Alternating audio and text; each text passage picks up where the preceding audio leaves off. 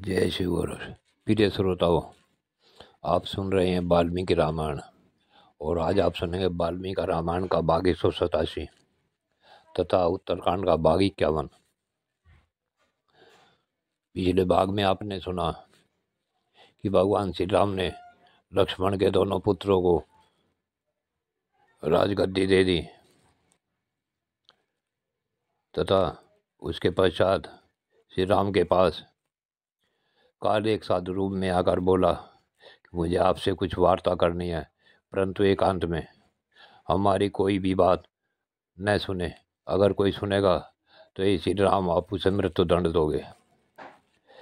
इस अर्थ पर काल ने श्री राम जी के पास एकांत में जाकर बैठकर बातें करनी शुरू की। अब इससे आगे की बात आप अगले इस भाग 187 में सुने।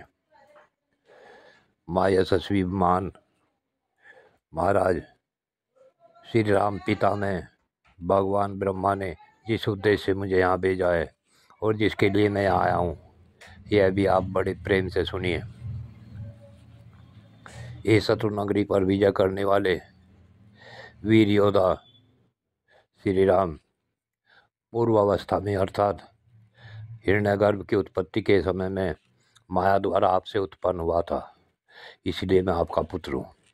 मुझे सर्वसंहारकारी काल भी कहते हैं।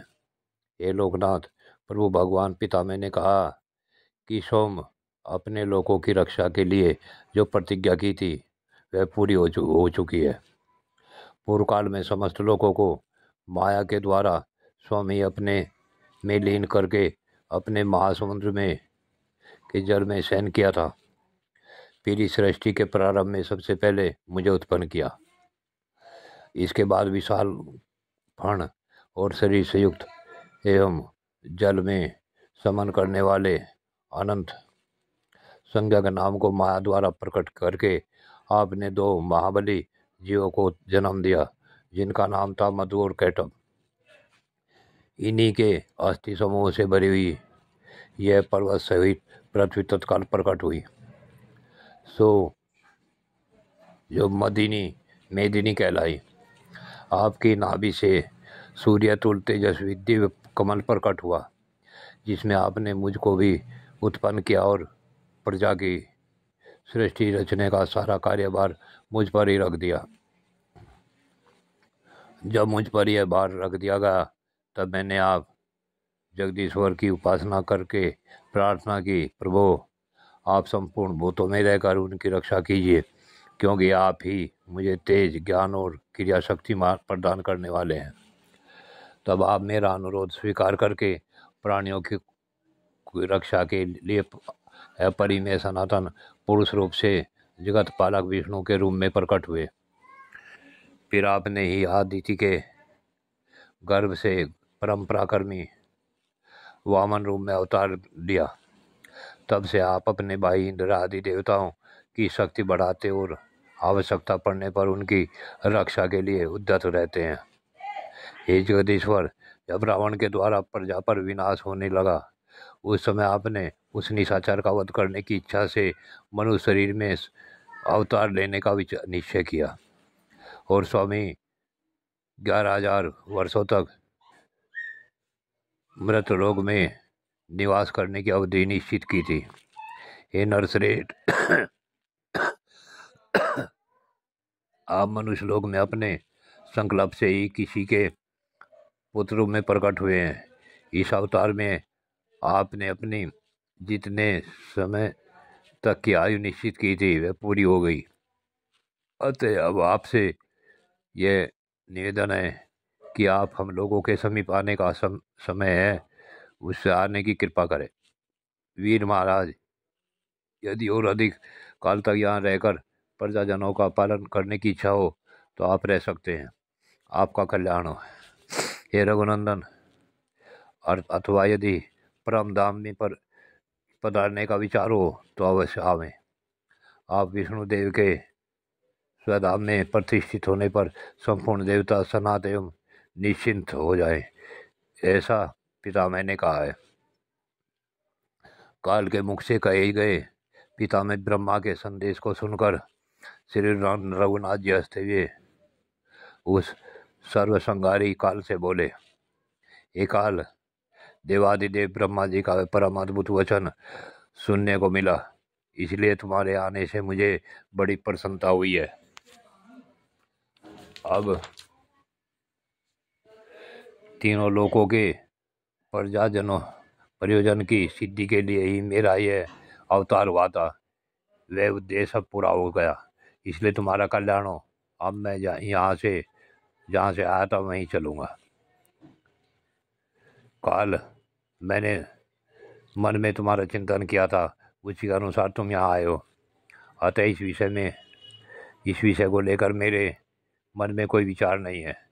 सर्वसंहारकारी काल मुझे सभी कार्यों में सदा देवताओं का वशवर्ती होकर ही रहना चाहिए, जैसा कि पिता में का कथन है।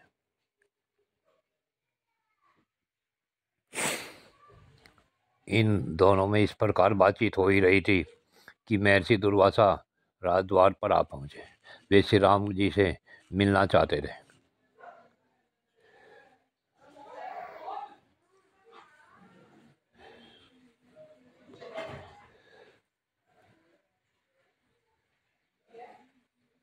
जब मुनिश्रेष्ठ ने सुमित्रा कुमार लक्ष्मण से पास जाकर कहा, तुम शीघ्र ही मुझे श्री रामचंद्र जी से मिला दो, उनसे मेरे मिले बिना मेरा एक काम बिगड़ जा रहा है।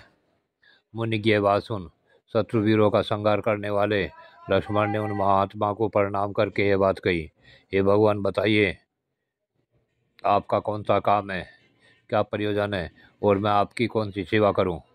ब्राह्मण, इस समय ऋषि रघुनाथ जी दूसरे कार्य में संलग्न है, आज्ञा दो। यह सुनकर मुनिश्रेष्ठ दुर्वासा रोष में तमतमा उठे और लक्ष्मण की ओर इस प्रकार देखने लगे मानो अपनी नेत्राग्नि से उन्हें भस्म कर जाएंगे, और इस प्रकार बोले, सुमित्रा कुमार, इसी क्षण श्री राम जी को मेरे आगमन की सूचना दो। यदि अभी अभी उनसे मेरे आगमन का समाचार नहीं निवेदन करोगे तो मैं इस राज्य को, नगर को, तुमको, श्री राम को, भरत को और तुम लोगों की जो संतति है उनको भी श्राप दे दूंगा। मैं पुनः इस क्रोध से अपने हृदय में धारण नहीं रख सकूंगा। उस महात्मा का यह घोर वचन सुनकर लक्ष्मण ने उनकी वाणी में जो निश्चय प्रकट हो रहा था उस पर मन ही मन विचार किया। अकेले मेरी मृत्यु हो यह अच्छा है, किंतु सबका विनाश नहीं होना चाहिए। अपनी बुद्धि द्वारा ऐसा निश्चय करके लक्ष्मण ने रघुनाथ जी से दुर्वासा के आगमन का समाचार निवेदन किया। लक्ष्मण की बात सुनकर राजा श्री राम काल को विदा करके तुरंत ही निकले और अत्रिपुत्र दुर्वासा से मिले। अपने तेज से परवाजी हो महात्मा दुर्वासा को प्रणाम करके रघुनाथ जी ने हाथ जोड़कर पूछा, मेरे से मेरे लिए क्या आज्ञा है। श्री रघुनाथ जी की कही बात सुन दुर्वासा बोले, हे धर्मवत्सल, सुनिए। निष्पाप रघुनंदन, मैंने 1000 वर्षों तक उपवास किया। आज मेरे उस व्रत की समाप्ति का दिन है, इसलिए इस समय आपके यहाँ जो भी भोजन तैयार हो उसे मैं ग्रहण करना चाहता हूँ। यह सुनकर राजा रघुनाथ जी मन ही मन बड़े प्रसन्न हुए और उन्होंने उन मुनीश्वरों को तैयार भोजन परोसा। वह अमृत के समान अन्न ग्रहण करके दुर्वासा मुनि तृप्त हो गए और रघुनाथ जी को साधुवाद दे अपने आश्रम पर चले गए। मुनीश्वर के चले जाने पर लक्ष्मण के बड़े भाई श्री राम काल के वचनों का स्मरण करते हुए दुखी हुए। भयंकर भावी भातृवियोग के दृष्टिपथ में आने वाले काल के उस वचन पर विचार करके श्री राम के मन में बड़ा दुख हुआ। उनका मुंह नीचे को झुका और वे कुछ बोल न सके। तत्पश्चात काल के वचनों पर बुद्धिपूर्वक सोच विचार करके महाराज श्री रघुनाथ जी इस निर्णय पर पहुंचे कि अब वह सब कुछ ही न रहेगा। ऐसा सोचकर वे चुप हो गए। जय श्री गोरक्ष। प्रिय श्रोताओं, आज की कथा यहीं पूर्ण होती है। आगे की कथा अगले भाग में।